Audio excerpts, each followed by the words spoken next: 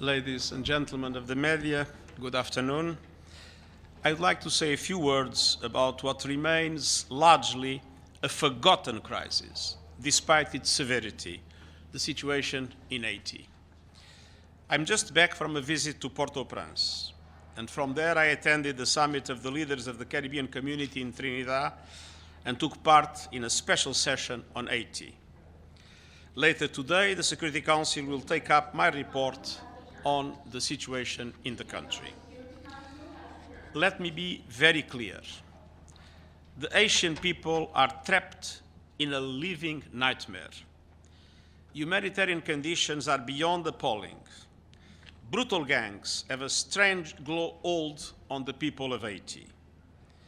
Port-au-Prince is encircled by armed groups that are blocking roads, controlling access to food and health care, and undermining humanitarian support. Predatory gangs are using kidnappings and sexual violence as weapons to terrorize entire communities. And I've heard appalling accounts of women and girls being gang raped and of people being burned alive. The world must act now to stem the violence and instability. During my visit, I had the chance to meet the Prime Minister and many sectors of the Haitian society.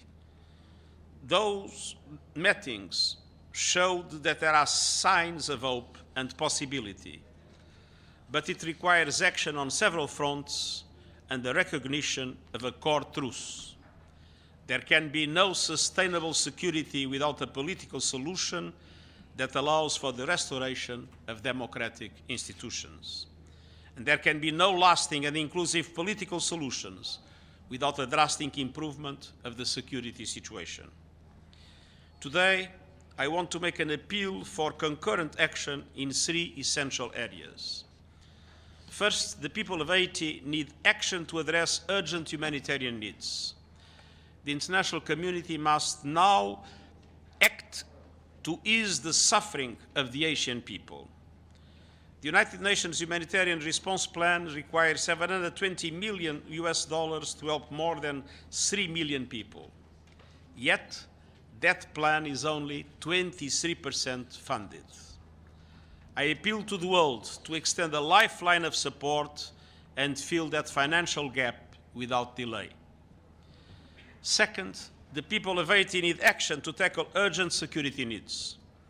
I appeal to the members of the Security Council and to all relevant potential contributing countries to act now to create the conditions for the deployment of a multinational force to assist the Haitian National Police. The Haitian government requested these all the way back in October, and those appeals were echoed by many Haitians I met during my visit.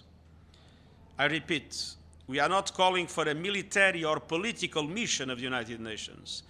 We are calling for a robust security force deployed by member states to work hand in hand with the Haitian National Police to defeat and dismantle the gangs and restore security across the country. The police also need financing, training, and equipment.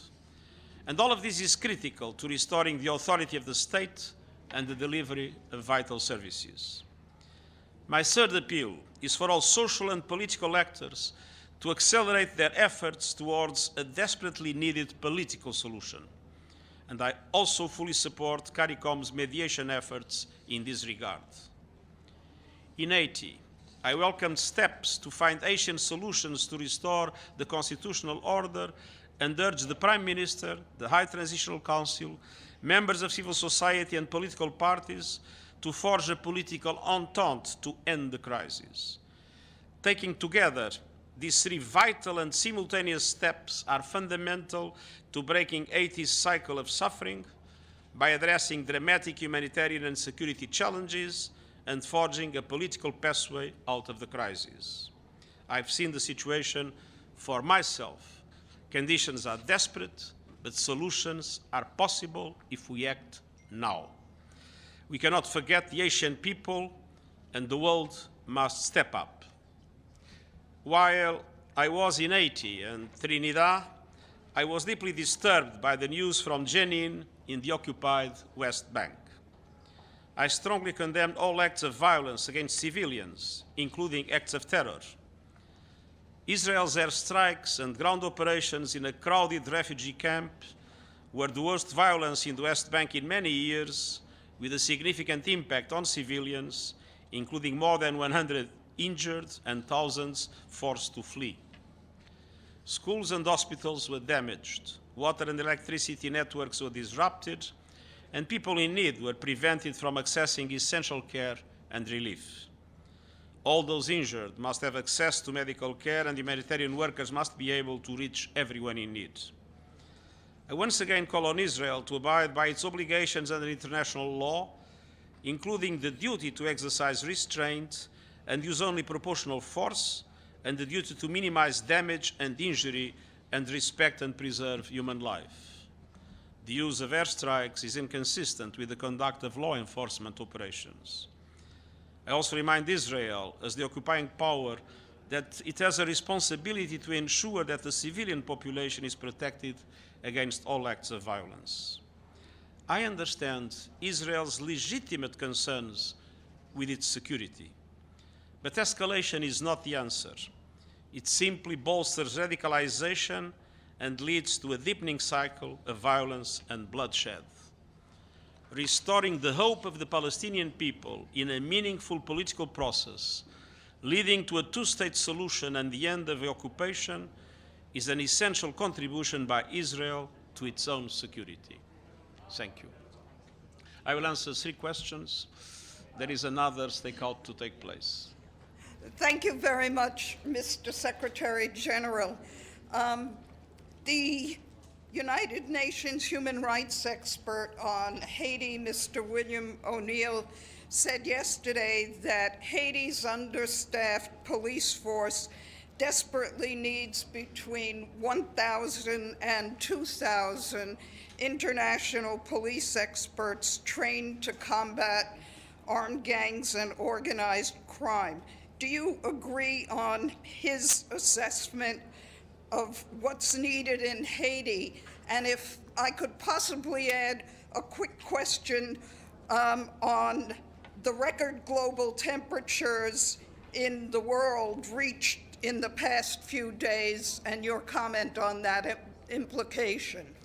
Well, naturally, the right number of people, of elements of security forces that will be needed needs to be assessed, taking into account the security situation, but it must be a robust force with a meaningful number of officers.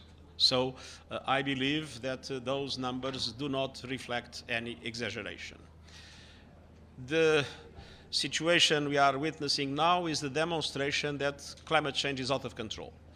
And one reason more for increased ambition and increased justice. What we are witnessing now is emissions still growing. This is the moment in which we all need to assume our responsibilities. And I recall that I made an appeal for an increased ambition both for developed and emerging economies, hoping that developed countries can get to net zero emissions as close as possible to 2040 and the emerging economies as close as possible to 2050, but that we start by now reducing the emissions in order to get a meaningful decrease of about 45% at the end of the decade. If we do not go this way, if we persist in delaying key measures that are needed, I think we are moving into a catastrophic situation, as the last 2 records in temperature demonstrate. Secretary-General, can you clarify if your condemnation specifically applies to Israel in your statement? Sorry? Can you clarify if your condemnation in your statement specifically applies to Israel? No, it applies to all use of excessive force, and obviously in this situation there was an excessive force used by Israeli forces.